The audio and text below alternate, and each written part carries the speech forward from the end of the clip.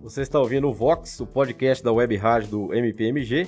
Nossos convidados de hoje, o coordenador da SECRAD, Francisco Ângelo Silva Assis, promotor de justiça, e a professora Mônica Lima e Souza. Seguindo aqui com a nossa conversa, em 2018, pela primeira vez, o Ministério Público de Minas Gerais reservou vagas para negros no concurso para ingresso na carreira da instituição. Promotor de justiça, qual a importância dessa decisão? Gostaria que o senhor citasse também promotores e procuradores negros que o inspiram aqui na instituição. Assim, na década, agora a gente sabe que estamos nessa década, né, de discussão, de pensamento sobre as questões de racismo e de igualdade e democracia racial.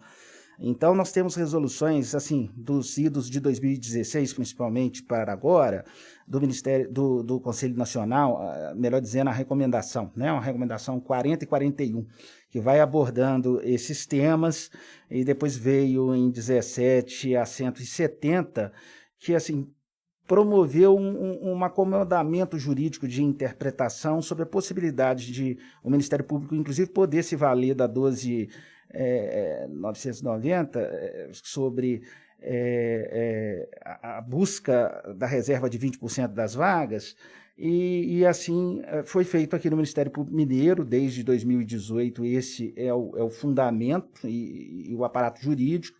Acho que isso deva se avançar no Estado de Minas Gerais, né? Hoje eu tive uma notícia feliz que a Comissão de Direitos Humanos, pela Comissão Temática da Assembleia, aprovou, né, uma proposta de 2015, né, sobre essa previsão também para o Estado de Minas Gerais, que ainda carece, né?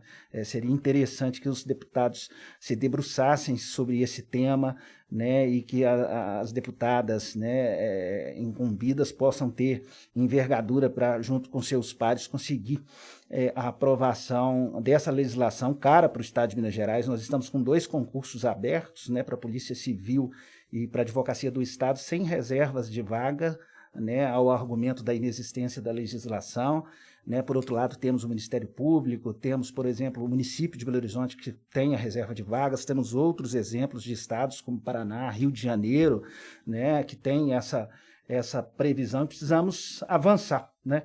Então, é importante que esses GTs, esses diálogos transversais possam nos inspirar, né, para buscar também nesse outro terreno, de forma resolutiva, a existência de legislação, né, para que as políticas de cotas possam ser políticas reparatórias, né, políticas historicamente desejáveis para que se tenha instituições plurais.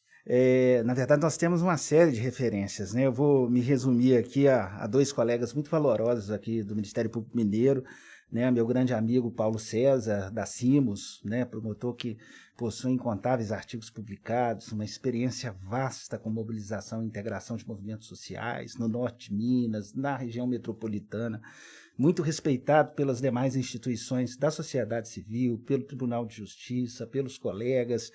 E não poderia deixar de citar, porque nós trabalhamos hoje em conjunto, eu tenho essa grata satisfação, e daí é um exemplo para todos nós, né? Hoje responsável pelo Ministério Público itinerante, né? A semana passada estava em Felixlândia, junto conosco com projetos de segurança alimentar, projetos para um novo olhar para as pessoas em situação de rua, muitas delas negras, né? Nós sabemos desse levantamento, inclusive, da nossa Universidade Federal. Então, nós temos incontáveis, né? E para não deixar de citar também uma colega do sexo feminino, até porque eu não sei se em Minas já são a maioria os nossos colegas, mas são colegas tão valorosas, né?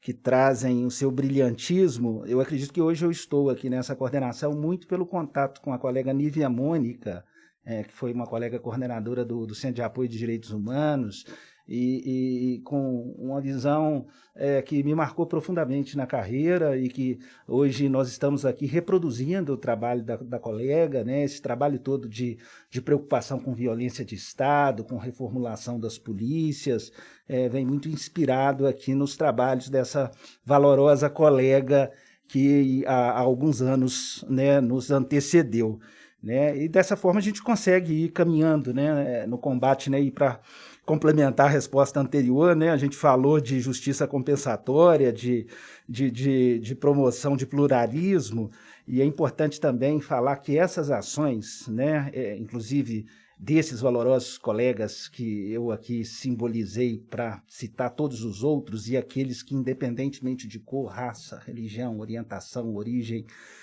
e procedência nacional, sabem a necessidade de cumprir com os nossos preceitos constitucionais, pois são promotores de justiça, e isso independe, né, desses outros aspectos, e cumprem com a Constituição.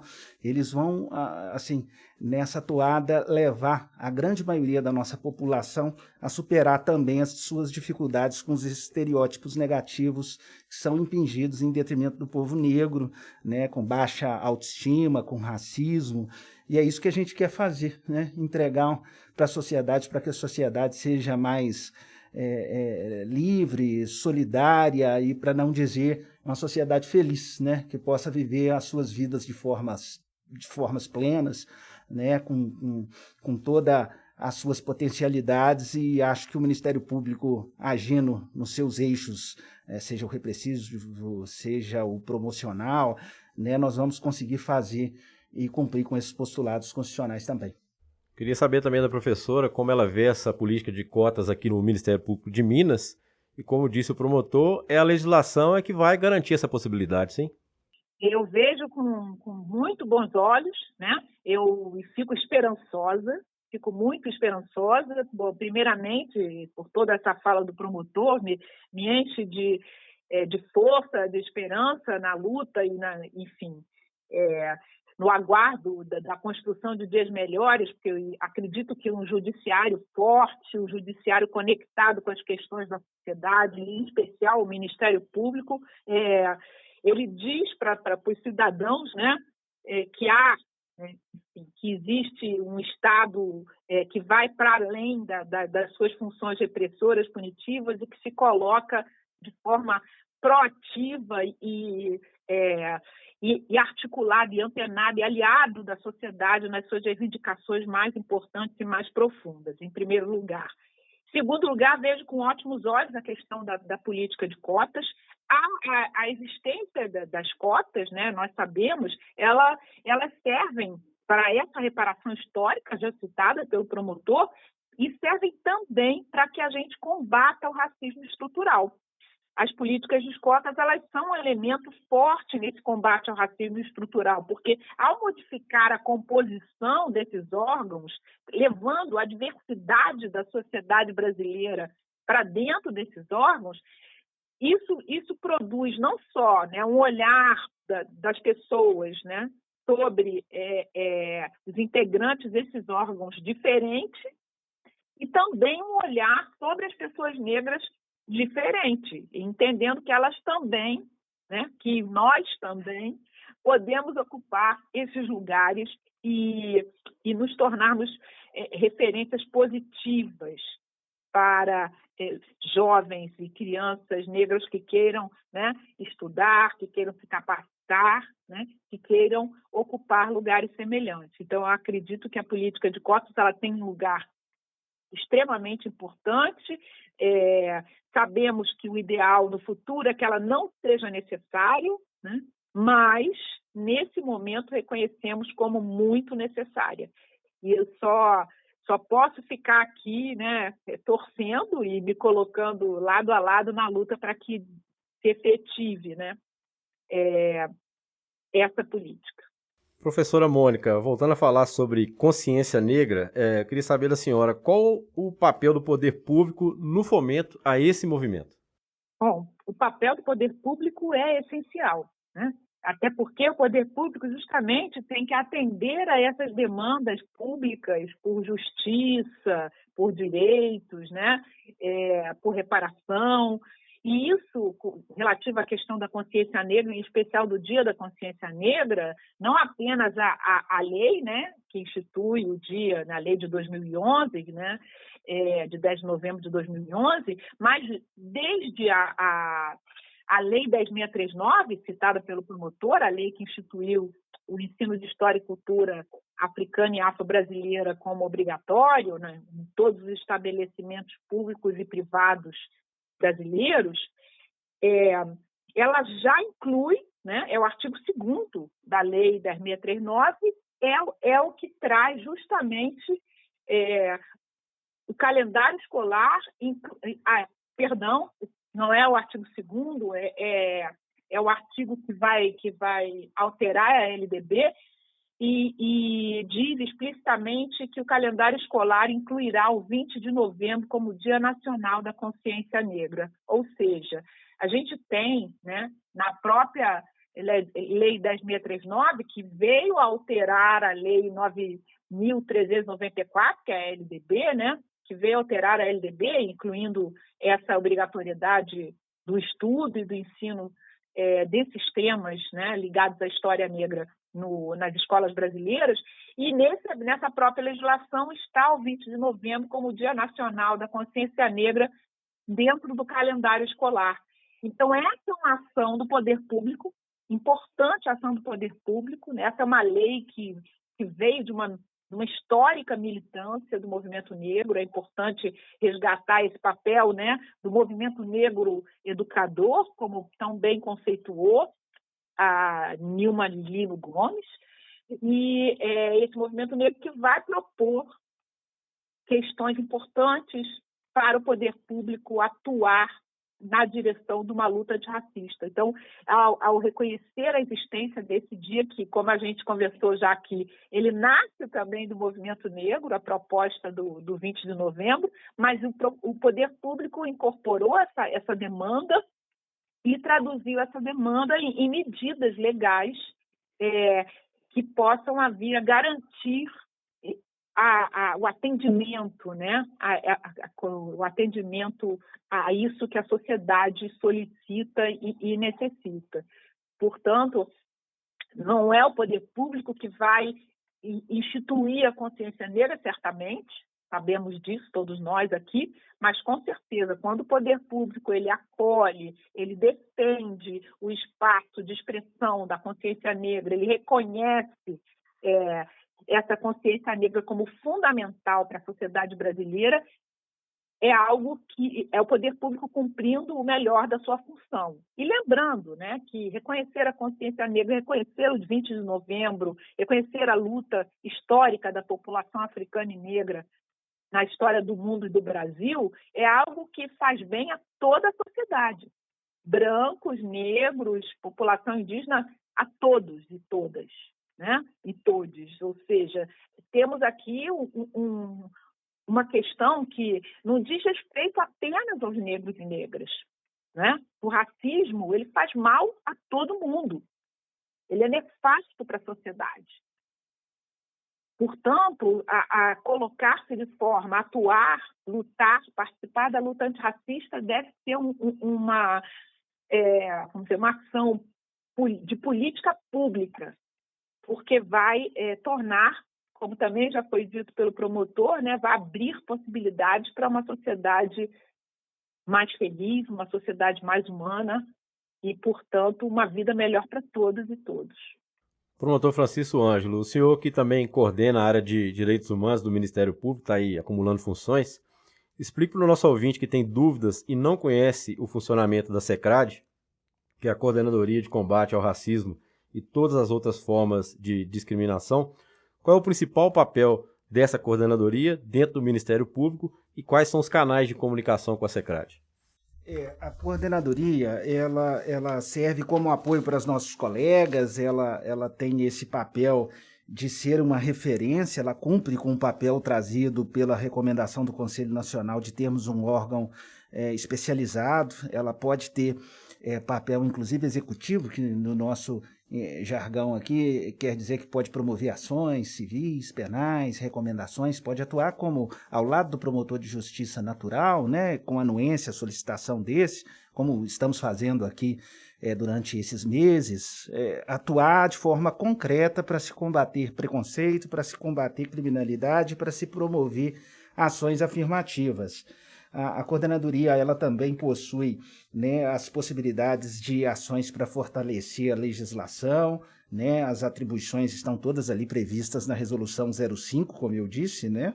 Do nosso Procurador-Geral, e assim, temos pelo menos ali 26 funções possíveis para que essa coordenadoria possa estar ao lado dos nossos colegas, promotores de justiça, procuradores, os demais órgãos do Ministério Público, né, inclusive com produção de normas, melhor dizendo, desculpem, de atos, de informações técnicas jurídicas, né, que nos possibilitam agir, promover consultas, né, para os nossos colegas, né, atender a sociedade civil em demandas relevantes. Eu até digo que a nossa porta de entrada do Ministério Público é a ouvidoria, né, inclusive para que se possa ser despachado para os promotores ao longo do Estado as demandas concretas. Mas a coordenadoria tem e-mail funcional, né, o e-mail é secrad, né, secrad, né, secrad@mpmg.mp.br, e a gente pode receber, né, demandas para articular com os nossos colegas, né, sabendo que são os colegas promotores naturais ao longo do Estado, é o promotor que age, nós somos apoio a esse colega e dependemos de que esse colega, né, realmente precise. Os promotores são muito preparados, né, mas por vezes alguma demanda de maior complexidade, ou que demande alguma articulação, ou que se tem alguma dúvida quanto ao órgão natural do Ministério Público, a coordenadoria está sempre à disposição para atuar ao lado dos promotores e ao lado da sociedade civil. Ainda dentro desse tema, para o cidadão que for vítima de racismo, qual setor do Ministério Público trabalhará no caso concretamente? E para qual órgão a pessoa que foi vítima de racismo poderá se dirigir? Pois então, o caso concreto, eu volto a dizer, ele é enfrentado pelos promotores naturais, né? Em Belo Horizonte nós temos uma promotoria específica de direitos humanos que atendem esses casos, né? Na região metropolitana, idem. Igualmente, né, ao longo do estado, nós temos aí quase 300 comarcas, né, e certamente em cada uma delas existe um promotor de justiça com atribuição, né, para enfrentar delitos como esses. Nós estamos, inclusive, na coordenadoria fazendo todo um amplo levantamento, um amplo diagnóstico de notícias, de investigações e de, eventualmente, ações penais na temática de racismo, né, que hoje engloba, inclusive, injúria racial, com a recente posicionamento que vem se firmando na doutrina e em decisões, inclusive uma última decisão do ministro Fachin. Então, nós estamos fazendo. Mas, assim, o promotor de justiça, o órgão natural, o Ministério Público é robusto, ele possui incontáveis colegas com muita preparação, inclusive preparação não só no campo do direito, para poder fazer esse enfrentamento.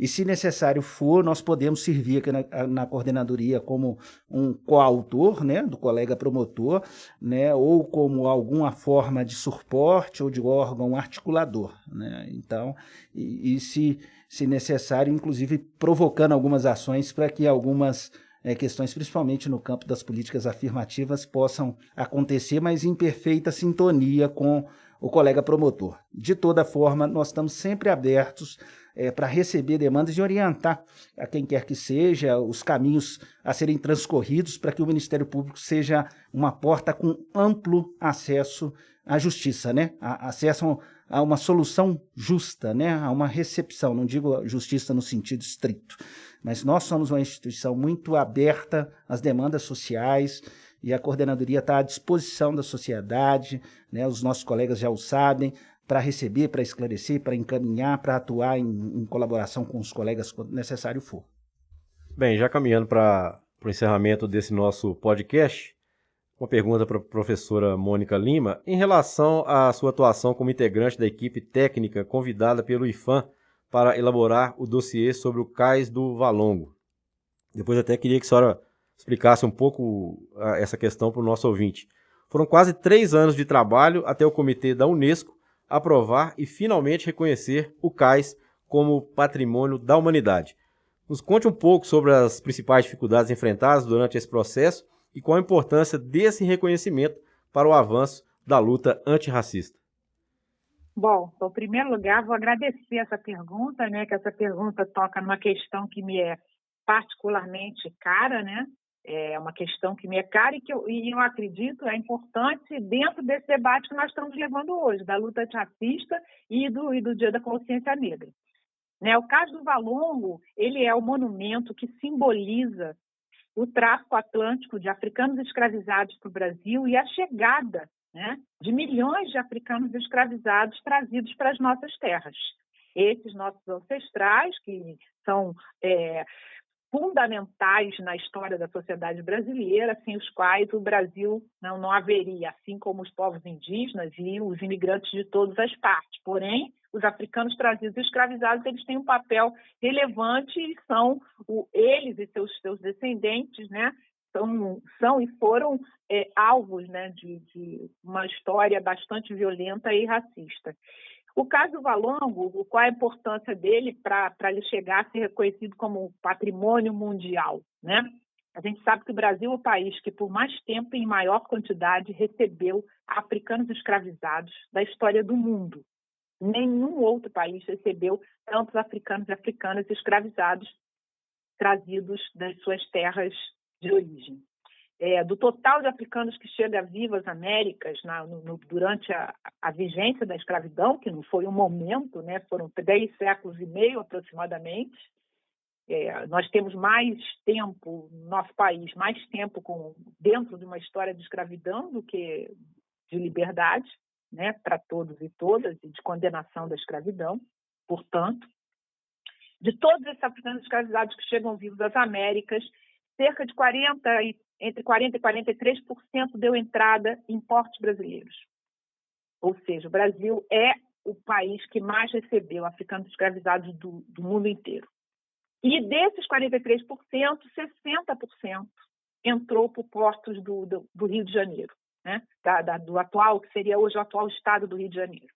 Só que esses que entram por esses portos do Rio de Janeiro, ele tem um porto principal, que é o porto da cidade do Rio de Janeiro, e o caso do Valongo se tornou, num dos períodos mais ativos desse tráfico atlântico de africanos escravizados, um porto, a área de desembarque principal, a região do caso do Valongo e o seu entorno, né? E, junto ao caso do Valongo, o mercado de escravizados, as casas de vender as pessoas cativas, e ali, proximamente, o cemitério dos Pretos Novos, onde iam ser enterrados à flor da terra, sem nenhum respeito, os que não conseguiam sobreviver e chegavam adoecidos da travessia, e o hospital de quarentena, enfim, vamos dizer assim, uma verdadeira esquema, né, um escravista, né, no espaço urbano dessa cidade. E esses africanos que chegaram, que foram trazidos, melhor dizendo, porque eles não chegaram por sua própria vontade, eles não ficavam todos no Rio de Janeiro. Muitos deles iam pelas rotas, né, as rotas terrestres para Minas Gerais. Outros iam para São Paulo, né, eram levados, né, nessas verdadeiras expedições escravistas, transportavam a população escravizada que chegava no porto do Rio de Janeiro para dentro do Brasil. Então, o caso do Valongo, ele foi reconhecido como patrimônio mundial por ser esse símbolo dessa história da escravização e do tráfico desses africanos feitos cativos nas Américas e por se situar no lugar que foi o principal local de chegada dessas pessoas, né? Então, ele tem uma representação importante para a história africana, para a história do Ocidente, porque a movimentação de embarcações e de pessoas ligadas ao tráfico atlântico de escravizados tinha a ver com a Europa, tinha a ver com todas as Américas, né? Tinha a ver, inclusive, com a navegação que vinha do Oceano Índico, ou seja, tem um entrelace com a história mundial, né? Faz parte da história da humanidade. E é um monumento que foi reconhecido por seu caráter de ser um lugar de memória sensível, de ser um lugar de memória difícil, como dizem alguns, ou seja, não é um monumento para festejar algo, sim um monumento para se lembrar, para que nunca mais aconteça e para que se reconheçam as suas consequências. Assim como é o monumento patrimônio mundial, né, que é o conjunto de Auschwitz-Birkenau, na Alemanha, ligado ao Holocausto, né, a ilha de Robben Island, na África do Sul, onde Mandela esteve encarcerado, né, por quase 27 anos, são outros monumentos reconhecidos como patrimônio mundial, também nesse lugar de caráter sensível. E, assim como eles, o Cais do Valongo, esse símbolo dessa história de dor e de sofrimento. Acho que também é uma história de afirmação, porque os sobreviventes transformaram e criaram, né, toda uma força de marca cultural e política e econômica na nossa sociedade. Foram 3 anos de trabalho, e antes dos 3 anos de trabalho, no momento que foi instituído o grupo de trabalho que redigiu, né, o dossiê de candidatura, que foi em 2014, né, que foi instituído esse grupo de trabalho, que era formado pelo antropólogo Milton Guran, pelo arquiteto José Pessoa, pela arqueóloga Rosana Najjar e por mim, né, como historiadora, eu, Mônica Lima, para fazer essa redação. Tivemos apoios importantes e tivemos participantes importantes também nesse processo, Cláudio Honorato, historiador, Daniela Iabeta, historiadora, entre outros que estiveram, João Maurício, fotógrafo. Por quê? A nossa pesquisa não era só o passado, né? Como muitas questões que foram colocadas hoje. A gente, quando fala do Zumbi de Palmares, quando fala de Palmares, né, a gente não está se referindo a algo perdido no tempo, num passado remoto. Da mesma forma, como se fala do Cais do Valongo e da sua história, não estamos falando de uma questão que está lá atrás, num passado longínquo. Estamos falando em questões que reverberam até hoje na sociedade brasileira. Essa dor, ela foi transmitida, ela foi herdada fortalecida por meio do racismo, né? Então, é importante o reconhecimento do Cais como parte de uma história dolorosa, né? Mas uma história que o Estado brasileiro foi atuante no seu desenvolvimento, né? Foi cúmplice, foi mais do que cúmplice, né? Foi agente dessa história. Portanto, a gente tem o reconhecimento do Cais do Valongo como patrimônio da humanidade, também é uma política de reparação. E a Assembleia Geral da Unesco aplaudiu e celebrou a candidatura do Cais. Foi muito emocionante, inclusive, ver os representantes dos países africanos na Assembleia da Unesco de 9 de julho de 2017, louvando a entrada do Cais do Valongo para a lista de patrimônios mundiais. Ou seja, estamos falando de uma história que não fica nem nos nossos limites, né, como país, mas que, no caso do Brasil, ela tem uma repercussão muito especial. E as dificuldades enfrentadas durante esse processo, primeiro porque no Brasil havia e há, infelizmente, aqueles que não reconhecem a importância desse reconhecimento, querem esquecer a história da escravidão, como se fosse possível, né? E como se fosse mais do que possível, como se fosse algo desejável. Nós sabemos que histórias dolorosas, a melhor maneira de se lidar com elas é enfrentando essas histórias, reconhecendo a sua presença e lutando contra os seus efeitos nefastos. E, por outro lado, esse reconhecimento, ele hoje, ele deflagrou uma luta que é local, né, que é na cidade do Rio de Janeiro, pelo reconhecimento de outros lugares importantes para a história negra e africana. Deflagrou também uma luta para a preservação e para o cuidado com monumentos dessa natureza, e isso articuladamente também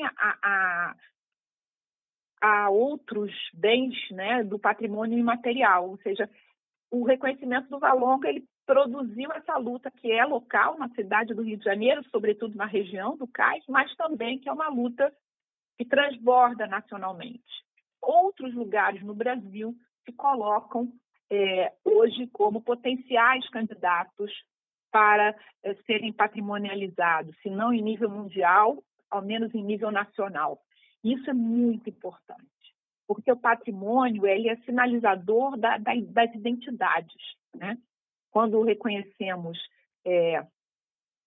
bens, né, para o patrimônio material ou imaterial relacionados à presença africana e negra na nossa história, nós estamos dizendo publicamente e oficialmente que essa história é nossa e que é importante para o Brasil. Enfim. E devo dizer que temos aqui no Rio de Janeiro, na luta pela preservação e cuidado, né, e tratamento desses bens, em especial do Cais do Valongo, como patrimônio mundial na região portuária do Rio de Janeiro, a gente tem um importante apoio do Ministério Público do Rio de Janeiro, né? Dois promotores em especial, o Sérgio Suyama e Jane Mitropolo, são nossos aliados de primeira hora nesse processo. É com muito orgulho e muita alegria que eu posso dizer isso, né? E dizer que esse convite, né, do Ministério Público de Minas Gerais, ele me honra e me faz lembrar, uma vez mais, né, do quão fundamental são essas alianças, são esses aliados e aliadas na nossa luta. Professora Mônica Lima e Souza, coordenadora do Laboratório de Estudos Africanos da UFRJ. O Ministério Público de Minas agradece a sua participação aqui no Vox. Até uma próxima oportunidade. Obrigada. Promotor Francisco Ângelo, da mesma forma, muito obrigado pela sua participação aqui no podcast da Web Rádio do MPMG. Eu que agradeço a nossa Ascom pela oportunidade. E para arrematar o que a professora disse, né, nós que temos belíssimas cidades históricas em Minas Gerais, né, sem a história do povo negro, não há história do Brasil, e sem sua cultura não há cultura brasileira, né? Quem sabe a gente possa, no futuro, estar celebrando os espaços culturais no Rio de Janeiro, em Minas, com monumentos, museus, como em outras nações, né? E que a gente possa, a cada ano, estar um pouco mais forte, né, nessa luta anti-racista e uma luta por reconhecimento de direitos, promoção de direitos e resguardo de direitos. Eu gostaria, por fim, só de agradecer ao nosso procurador-geral, né, que proporcionou a criação dessa coordenadoria. Eu gostaria de fazer uma correção, na verdade, eu sou o coordenador do Centro de Apoio de Direitos Humanos, Controle Externo da Atividade Policial e Apoio Comunitário. Eu estou cooperando, né, por hora na Coordenadoria de Combate ao racismo, que está dentro da estrutura do Centro de Apoio de Direitos Humanos, e eu não poderia me furtar. E gostaria também de fazer um agradecimento que eu esqueci ao empenho de incontáveis colegas nesse GT Racismo, que estão se dispondo a pensar essas questões para a formulação de políticas, ao empenho do coordenador anterior, que também esteve, doutor Alendre, a respeito, né, aqui da coordenadoria, né, e ficar sempre à disposição, tá, de todos e todas, né, do Ministério Público, da professora Mônica, e se a gente puder continuar a colaborar nessas coordenadorias com um mundo melhor, esse é o nosso propósito como promotor de justiça. Essa entrevista estará disponível nas plataformas digitais, nos canais oficial do MPMG no YouTube, no Instagram e no Twitter. Basta procurar por Vox MPMG. Obrigado e até o próximo podcast.